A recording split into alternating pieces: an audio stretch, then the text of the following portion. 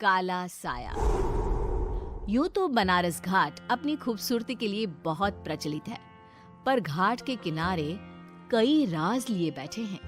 ये कहानी शुरू होती है बनारस के घाट के पास बने ममता निवास से, जहाँ प्रिया लाल जोड़े में ममता के घर उसकी बहू बनकर आती है।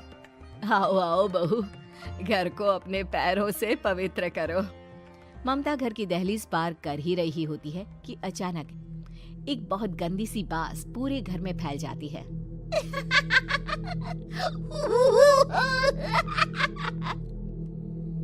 ये बदबू और ये आवाजें, ये कौन हंस रहा है माँ? अब ये पड़ोसी ना हमारे थोड़े अलग से है। कहाँ हम शाकाहारी और ये मांस मच्छी खाने वाले। छोड़, तू ध्यान मत दे और गृह प्रवेश कर। और हाँ बहू, अपनी सास की एक बात हमेशा याद रखना, इन पड़ोसियों से तो कभी बात नहीं करेगी। अच्छे लोग नहीं है ये। अपनी सास की ये बात मानेगी ना बेटा? हाँ माँ, जो आपकी मर्जी, मैं उनसे बात नहीं करूंगी। अगले दिन प्रिया अपनी पहली रसोई बनाने रसोई घर में जाती है। ये छोकी बात तो नाक में जा रही है। एक काम करती हूँ, खिड़की खोल देती हूँ। प्रिया खिड़की खोलने जाती है। इतने जाले, लगता है इस खिड़की को कभी खोला ही नहीं गया। पर ऐसा क्यों? ओह, नॉन वेज की स्मेल आती होगी ना। 2 मिनट के लिए खोल लेती हूँ, फिर बंद कर दूंगी। प्रिया खिड़की खोलती है। खिड़की खोलते ही उसकी नजर सामने वाले घर की खिड़की पर पड़ती है, जहाँ एक लड़की खड़ी होती है। हाथों में मेहंदी, लाल रंग की साड़ी, बिल्कुल सजी धजी, मानो प्रिया की तरह ही वो भी नई नवेली बहू हो। वो प्रिया को देखकर मुस्कुराती है। हे भगवान, माँ ने तो इनसे बात करने को मना किया था। प्रिया फौरन ही खिड़की बंद कर देती है और तवे पर चढ़े रोटी की ओर देखने लगती है, पर वहाँ रोटी न होकर मछली पड़ी होती है। ये क्या? पहली ही रसोई में इतनी बड़ी गलती! हे भगवान, अब मैं क्या करूं? प्रिया बहुत डर जाती है और फौरन रसोई की सफाई करने और फिर सभी के लिए खाना बनाने लग जाती है। जब वो सबको खाना परोसती है, सब तो ठीक है, मैं बेकार में चिंता कर रही थी। हे भगवान, ऐसे ही बस अपनी कृपा बनाए रखना। रात के वक्त जब सब सो रहे होते हैं, तब प्रिया को पायल की आवाज सुनाई देती है, जिससे उसकी आंख खुल जाती है। ये पायल की आवाज कहाँ से आ रही है? प्रिया उठकर उस आवाज के पीछे छत की सीढ़ियों तक जाती है। तभी उसे बच्चे के रोने की आवाज आती है। प्रिया छत पर जाती है तो क्या देखती है? वही लाल साड़ी वाली लड़की अपनी गोद में एक नवजात बच्चे को घुमा घुमा कर सुला रही है। तभी प्रिया की नजर उसके पेट पर पड़ती है। ओह गॉड, ये तो प्रेग्नेंट भी है। सुनिए, बच्चा सो नहीं रहा है क्या? मैं कुछ मदद करूं? नहीं नहीं, आपके घर वालों को अच्छा नहीं लगेगा, मैं संभाल लूंगी। स्नेहा की गोद से बच्चा हाथ मारकर प्रिया की गोद में आने को छटपटाने लगता है। दोनों घर अगल बगल में बने होने के कारण प्रिया उस बच्चे को गोद में ले लेती है। प्रिया के पास आते ही वो सो जाता है। बच्चे का वो स्पर्श रात भर प्रिया भूल नहीं पाती और अगली सुबह वो छत पर कपड़े सुखा रही होती है। तभी उसे एक औरत इशारा करके बुलाती है। स्नेहा कह रही थी बाबू तुम्हारी गोद में आते ही सो गया। मैं गौरी, स्नेहा की माँ हूँ। बहू, घर आना, बाबू को खिला भी लेना। शाम को जब घर पर कोई नहीं रहता, बच्चे से मिलने के लिए प्रिया छिपकर अपनी पड़ोसन के घर चली जाती है और कुछ देर बच्चे को खिलाकर वापस लौट आती है। इसके कुछ दिन बाद ही प्रिया को पता चलता है कि वो माँ बनने वाली है।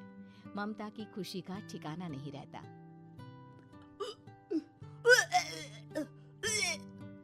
माँ जी, पता नहीं क्यों उल्टी आ रही है। प्रिया भागती हुई वॉशरूम में जाती है तो हरे और लाल रंग की उल्टी करती है। उस उल्टी में से कीड़े निकलते हैं। ये क्या? खून और ये कीड़े! माँ! माँ! प्रिया की आवाज सुनकर ममता दौड़ कर आती है, पर बेसिन में कुछ नहीं होता। प्रिया हक्की बक्की रह जाती है। ये सब क्या हो रहा है? प्रिया घबरा जाती है और अपने कमरे में जाकर सो जाती है। डर के कारण वो इतनी थक जाती है कि उसकी आंख लग जाती है। तब उसे ऐसा लगता है उसके पेट पर मानो कोई बैठा हुआ हो। कौन हो? प्रिया के पेट पर एक 5 महीने की बच्ची बैठी हुई थी, जो बुरी तरह जली हुई थी। माँ, तुम ही मुझे लाई ना अपने पेट में। मैं तुम्हारी माँ नहीं हूँ। कौन हो तुम? माँ, देखो मैं जल गई बुरी तरह से। 6 महीने पेट में रहने को भी मुझे नहीं मिला। सहला दो ना माँ। बचाओ, बचाओ, माँ। ममता दौड़कर कमरे में आती है। प्रिया की बातें सुनकर वो सब समझ जाती है। तू कहीं बगल वाले घर में तो नहीं जाकर आई ना बहू? मुझे माफ कर दो, मैं गई थी माँ। उस घर में सब मरे हुए हैं बहू। कई साल पहले स्नेहा उस घर में बहू बनकर आई थी। कुछ ही दिन में वो एक बच्चे को जन्म देने वाली थी। पूरा घर बच्चे के आने की खुशी में खोया था कि एक दिन अचानक उस घर में आग लग गई।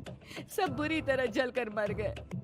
गौरी आज भी दादी बनने का इंतजार कर रही है और इसीलिए स्नेहा ने अपना अजन्मा बच्चा तुम्हारी कोख में डाल दिया। ममता ये कह रही होती है कि पीछे से उसके पैरों को एक बच्चा पकड़ लेता है। दादी, दादी। माँ, स्नेहा की गोद में यही बच्चा था। ये बच्चा कौन है फिर? तेरी मौत है। तेरी भी दादी।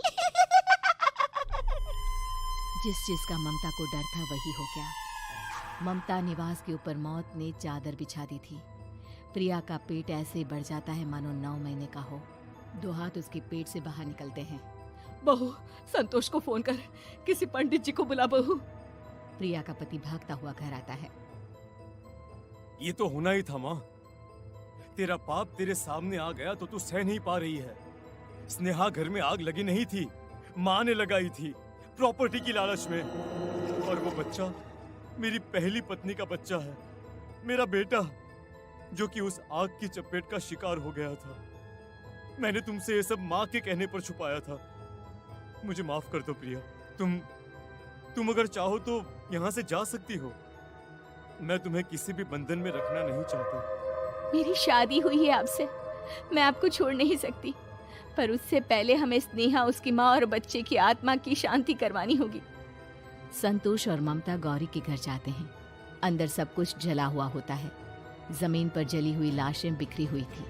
ममता रो रो कर अपनी करने की माफी गौरी से मांगती है। प्रिया स्नेहा के घर वालों का अंतिम संस्कार करवा देती है और ममता निवास फिर से आत्माओं के साए से मुक्त हो जाता है।